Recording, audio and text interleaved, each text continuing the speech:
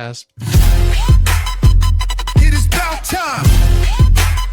Let's break this mother down. With Shizzywhiznut.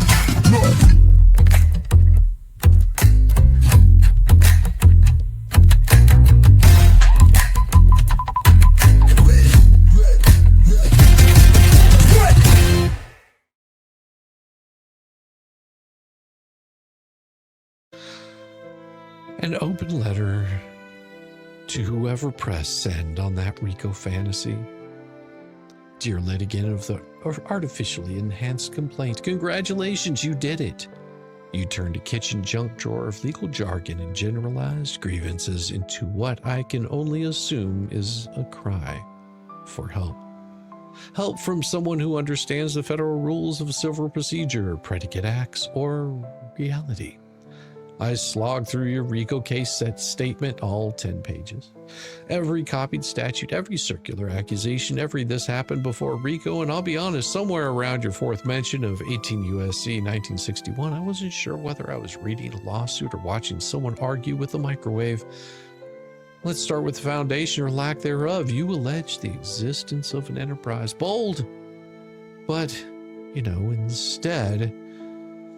Instead of building an enterprise with facts, dates, and actions, you started naming people like you're rolling credits on a true crime podcast. Judges, lawyers, hospitals, clerks, no connections, no roles, just good vibes, man. The only RICO pattern I see is that every time someone annoyed you, they got added to the list. And then come the crimes: mail fraud, wire fraud, extortion, bribery, tampering, the full buffet. You basically opened the federal code and said, yes. Dumped it into the complaint like it was seasoning remix. Never mind that you don't explain who did what, when it happened, or how it relates to a goddamn thing. You just asserted it as if invoking a statute automatically proves it happened. Well, spoiler, dumbass, it doesn't. This is not how RICO works. This is not how lawsuits works. This is how Reddit threads spiral. You've got pages dedicated to grand sweeping claims about systematic abuse, corruption, silencing, yet not a single concrete, verifiable, legally actionable example of racketeering behavior used under the color of law like it's punctuation.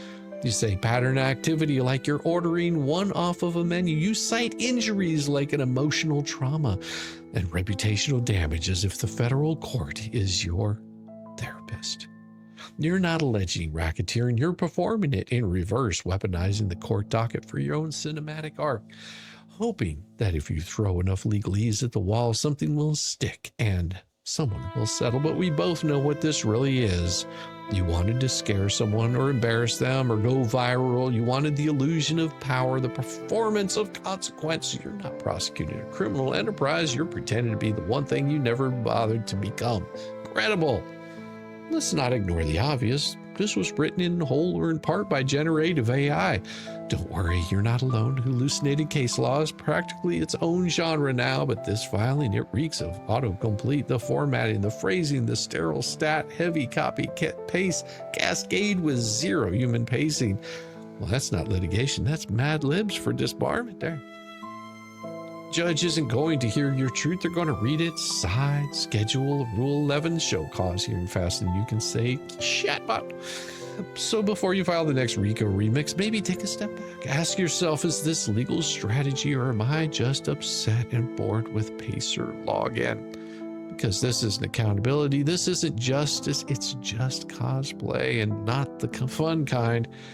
And just like that, the clang goes the gavel, and all your AI-generated vengeance evaporated into federal ether.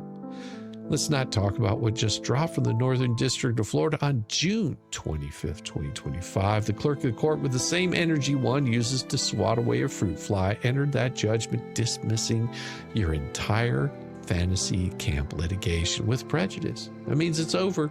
You don't get a sequel. You don't even get syndication.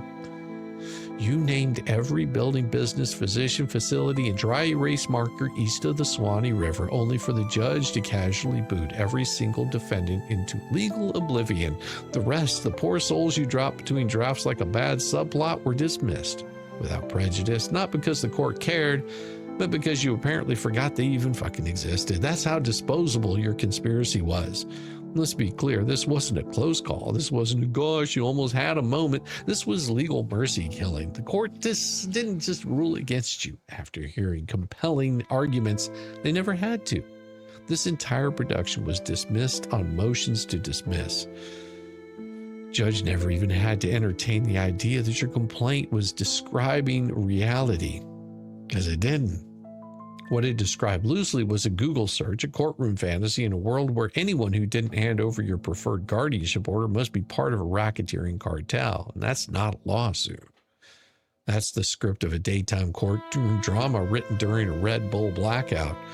And look, I get it. Filing federal lawsuits make you feel powerful. It gives you control, even if it's just on paper. But, paper burns fast. In your case, the court didn't even bother lighting a match. They just opened a window and let the wind of Rule 12b-6 carry it away.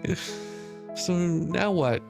You're out the filing fee. Your complaint is DOA. The judgment is stamped, filed, and probably framed in the back office somewhere as a cautionary tale for summer interns. But the worst part, you're going to tell people that this was part of the plan, that they never let the truth come out.